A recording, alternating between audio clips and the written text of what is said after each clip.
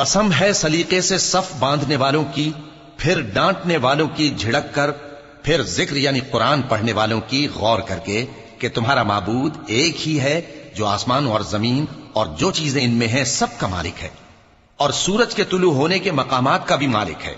بے شک ہم ہی نے آسمان دنیا کو ستاروں کی زینت سے سجایا اور ہر شیطان سرکش سے اس کی حفاظت کی کہ اوپر کی مجلس کی طرف کان نہ لگا سکیں، اور ہر طرف سے ان پر انگارے پھینکے جاتے ہیں یعنی وہاں سے نکال دینے کو،